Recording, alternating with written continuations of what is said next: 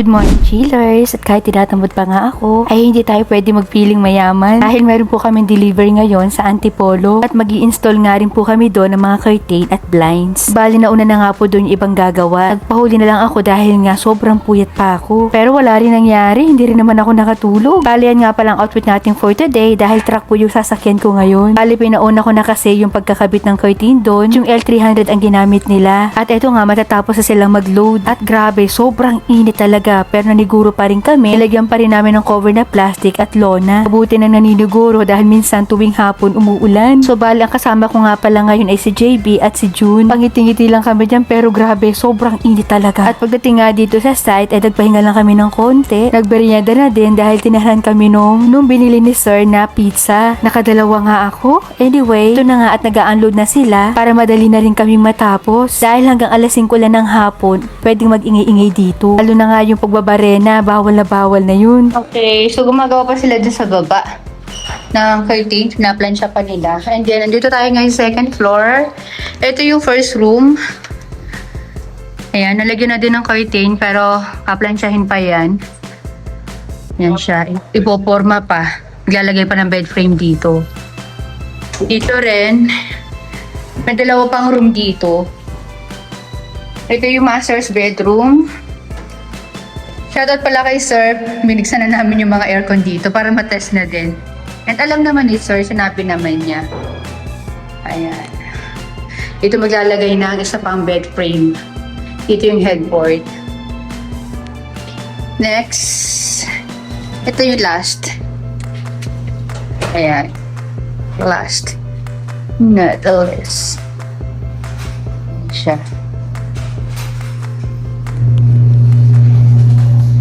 Tapos, maglalagay rin kami dito ng curtain.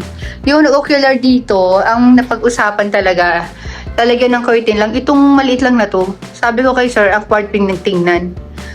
Dapat blinds na lang. Kaya sabi ko sa kanya, sagad na namin sa gilid-gilid. Hahawiin na lang namin, i-permanent na tali lang, ihahawiin na lang nila. Na wag lang matakpan yung pinakang nilalabasan ng lamig dito sa aircon. Okay, chillers, dinner muna kami. Pero dito kami magdi-dinner na lang sa room. Kasi para maiwasan yung ingay namin. Kasi hindi minsan maiwasan. Sinabihan kasi kami ni Sir na iwasan daw mag-ingay, ganyan, malakas yung boses. Kaya dito kami pumunta. Kasi tinatapos pa namin yung mga set. Ayan, no. Ayan, mga set. So, habang nagbubuo sila, nagtatagay-tagay kami. Ayan ako. Kunti lang naman. Pampagana. Alam naman ni Sir yan, basta wag lang daw maingay. Ito nga pala, hindi kaya according na, nandito tayo sa bed. Wala naman po. Oo, ayan. So, yan yung kakain. Kakain kami. Dito na namin inaatado, pero dito sila kakain sa baba. Nagpabili ako kay Jessa, tsaka kay Paul ng McDo. Kaya nag-Jollibee sila eh. Pero nagpamerienda si Sir kanina ha, pizza. Hindi ko lang na-i-vlog. Thank you. Thank you po, food. Salamat po. Thank you po sa food. And good evening, chillers! Ito nga pala yung second day namin ngayon na pag-install ng curtain at katatapos lang namin. Pati paglinis, ayan. So, i-house tour ko kayo dito. Ayan. So, mapapansin nyo nga pala dito sa bahay na to, puro tiles yung ginamit nila sa mga wall nila. And then, para meron din kayong idea kung ano yung nagiging outcome kapag tiles yung ginagamit at iba't ibang tiles. Kaya, i-house tour ko kayo. Ayan. So, katatapos lang din nila maglinis. Ayan. So, ito yung garahe nila. Ayan. Papapansin nyo, iba yung tiles dito. Iba yung tiles dito. Ayan, may tiles din dito. As in, siguro nasa 20 klase ng tiles yung ginamit dito o higit pa. Ayan, so, ganyan yung outcome. Yan siya. Ang kagandahan lang talaga sa tiles, madali siyang linisin. Pero iba-iba naman ang tao eh. Merong ayaw ng ganito, meron namang gusto yung ganito. Kumbaga, lalo ka kapag content creator ka or mahilig kang mag-vlog, maraming angulo ang pwede mong pwestuhan dito. Kunyari, ito yung gusto mong background. So, dito ka pwesto. Nasawa ka na dyan, pwede ka naman dito. Yung mga ganun. So, pasok tayo dito sa main door nila. Yan. So, nagkabit na rin kami ng blinds dito. Marami na akong vlog niyan. And, ito na yung loob. Ayan. Dito sa part ng bahay nila, sir, shout out. Itong living room talaga nilang pinakang gusto ko. Ayan. Lalong-lalo na itong taas. Ayan, no. Gandang-ganda ako dito. Unang pasok ko pa lang dito, yun na talaga yung tinitingnan ko. Ayan siya. Tapos, ito na yung naging outcome ng kanilang curtain. Ayan, nagkaroon na ng buhay. Wait lang, lalayuan ko. Ayan, so yan na. So, ipapakita ko yung before. Ito yung before. At ito naman yung after. Yan. So, yan. Ito, ginalagay na lang namin dito kasi wala pa si sir. Plano maglagay nga talaga ng center table dito. Pero sabi ko, mas maganda pa rin kapag may center table kasi meron ditong TV. Yan, kung sakaling nagre-relax sila, kumakain ng popcorn o kung ano naman. Iba yung may center table, pero pwedeng ito na lang ang gamitin. Naka-leather naman yan. Pero dapat maglagay sila dito ng bubog. Bubog, salamin. Ayan, para hindi prone sa yung matatapon yung matutumba yung iniinom nyo. Lalo na kapag wine glass yung nakalagay dyan. Ayan siya. With storage din to, ha? Ito yung pinakang free nila. Marami rin kasi silang pinagawa. Yan, with storage. Tapos, may bigay din ako ng 2 stool, patungan ng paa. Magpapamassage sila, ganyan. So, ito. Screenshot nyo to, chillers, kung gusto nyo. Bali, hindi po talaga ganito yung pinagkopyahan namin o yung pinisinad nila sa amin na set. Excuse. Iba po. Ayan. I-insert ko rin dito. Ayan. Yan yung pinagkopyahan namin. May nabago lang kasi nga leather naman yung pinagamit nila. Sabi ko, wag na lang din namin i-loose cushion. Ibig sabihin ng loose cushion, yung nagagalaw po or natatanggal yung pinakang upuan na yan. Pwedeng ibila, ganyan-ganyan. Dahil leather naman, so hindi na ako nagre-recommend ng ganun. Kaya ganyan yung ginawa namin. Ayan siya. Naka-fix cushion. Para hindi talaga siya magalaw. Pwede rin naman tong straight lang. Hindi na natin lalagyan ng ganito. Yung mga hati-hati na ganyan. Ayan. Pero, para mas makuha namin yung talagang pinakang ginayahan nito, pinalagyan ko na lang din. Pero nakapix pa din siya. Ayan. Ito naman, lang to kasi singitan ng mga balat ng candy. Alam nyo yun. Charot lang. Depende naman yan sa gumagamit. Ayan. 2 pillows, free. Yung 4. Ang free. Ito, hindi to free. Kasi talagang nakasama to sa set. Mayroon talaga yan dulo sa dulo. Minsan nga nilalagyan pa namin ng sinturon yan.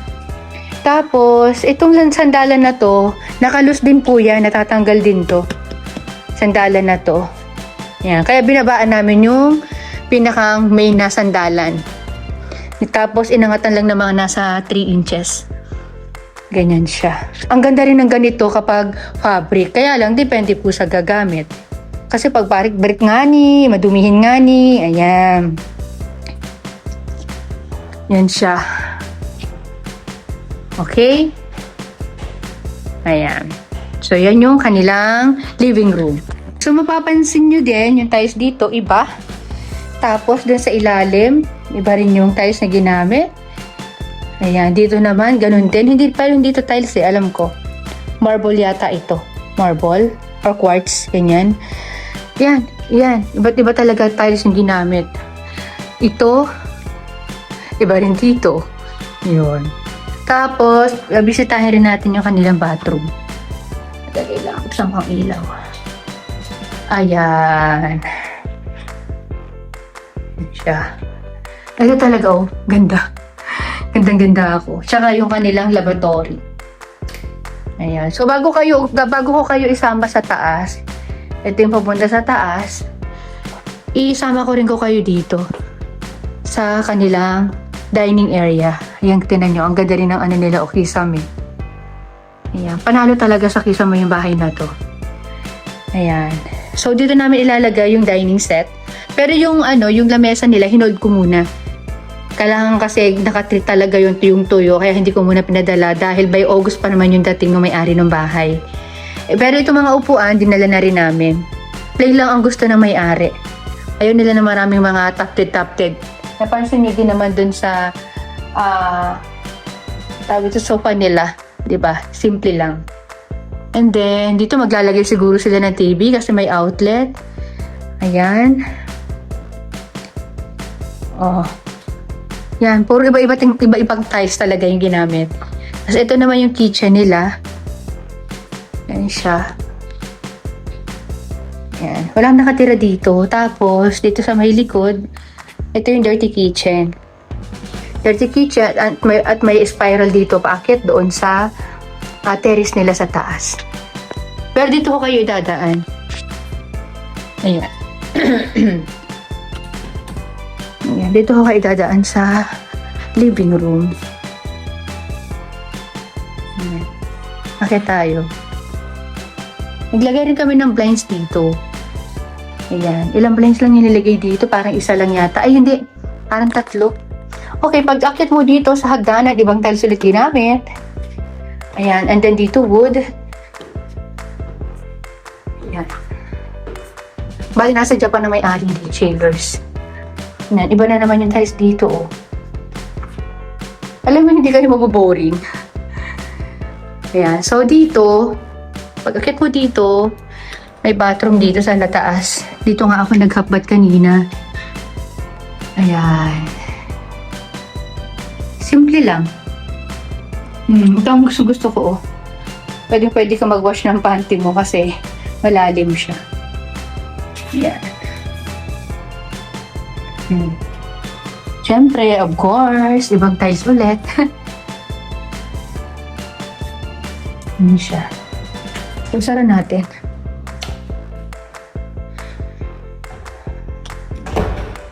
Tapos, dito naman sa kanan, yung isa pang room dito sa taas. Yan. Gusto ko rin to. Itong room na to. Kasi naaliwasan ako dito. Naaliwasan.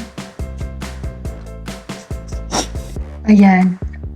Sabi ko tanggalin na yung yung plastic ng headboard. Ay, ng pinakang bed frame. Hindi pa rin tinanggal yung sa headboard. Ano bang pinaglalaban yan? Monte Carlo leather naman yung ginamit dyan. Laban na laban.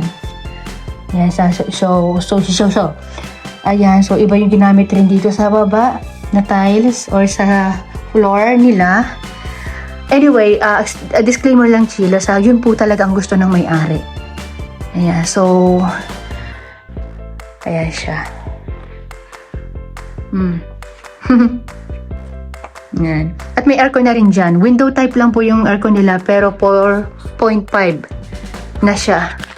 Ayan. I-review ko rin pala kayo dun sa dito sa aircon na ganito. Okay na okay para sa akin. Kasi yung ganito kalaking room, hindi naman kailangan na naka-split type. Saktong-sakto lang yung ganito. Ayan. So, sa mga naghahanap ng aircon, inire-recommend ko to basta hindi ganun kalaki yung kwarto ninyo. Ganito lang siya. Hindi ko alam kung anong size nito eh. Basta ganyan siya. Ito, dito na ako sa pinto. Ayan. Papasok mo, ganyan lang siya. Ayan, yan pader na yan. Kaya binuksan ko lahat ng aircon dito para matest ko talaga at ma-review ko na din. Ayan. Tapos, ito naman yung papunta sa terrace nila. Ayan siya. Ayan, ibang tiles din yung mga ginamit yan. Buksan nga natin yung ilaw para makita na. Yan.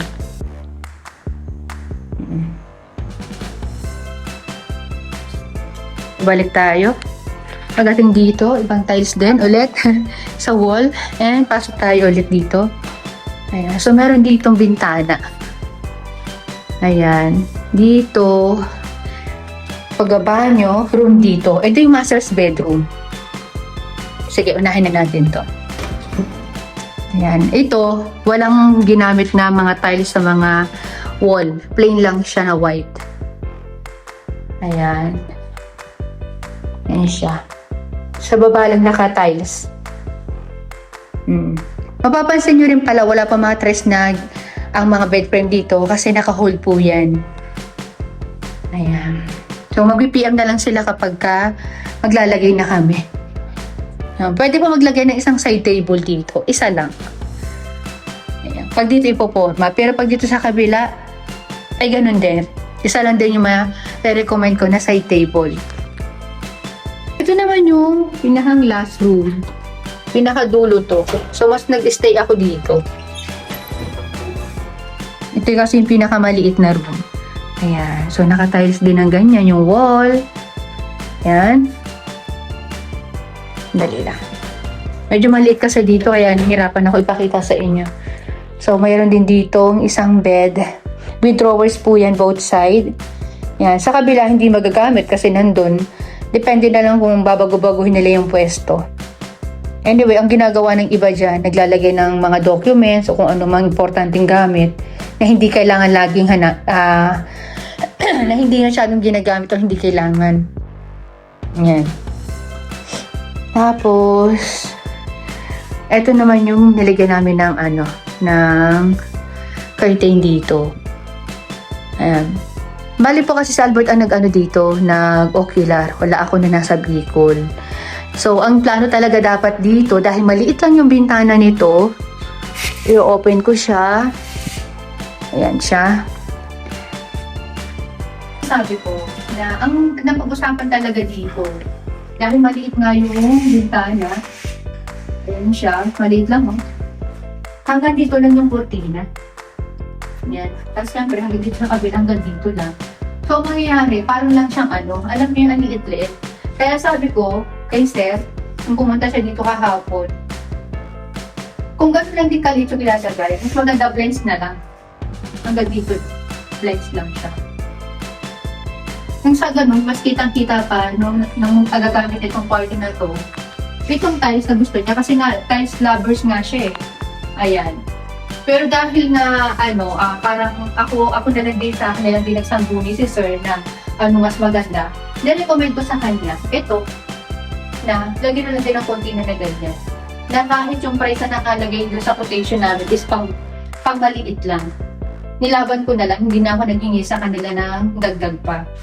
Ang concern naman kasi nung nag-ocular dito, si Albert, ito, para daw hindi tamaan ito. Ayan, para daw hindi ito tamaan. Itong aircon. Ito kasi aircon, dito na naman kailangan importante hindi tamaan eh. Ayan, so ito lang. Kahit ito matakpan, okay lang. Tsaka mas maganda natatakpan talaga yung aircon. Ito, kesa yung naka-open siya na ganyan. Madumi siyang tingnan. Kaya ito na lang nirecommend ko na idaghan cortina. Ganito lang po ang gagawin ninyo ha. Kapag ganito yung yung mga bitana nyo. Pagawin nyo lang siya ng ganyan. Ganyan. Pag gagamitin nyo yung room. Ano naman to, may layer naman to. Yung mga slit yan, malalaki naman. Isama nyo lang dito, i-akap nyo lang. Na ganyan. Kung gusto kong nyo, ayan na siya. O di magagamit nyo na yung aircon nyo. Ganun lang kasimple. Ayan. Ngayon naman, kunyari, ayun mo na ito. Napakadali lang. Ito ang sabay lang po sa buo. Ito lang. Kailan dali, gawinin nyo lang. Ganun lang kasimple. Kesa naman yung kita yung aircon. Di ba, mas maganda pa rin yung ganyan naging outcome. Ayan siya. Ayan. So, yun lang naman, chillers. Sa mga gusto pong umorder, nasa screen lang po rin aming contact number. Sa price naman po, pakibasa na lang. Dito sa amin, mura pero hindi sa basura. Kaya mag-subscribe ka na. Bye!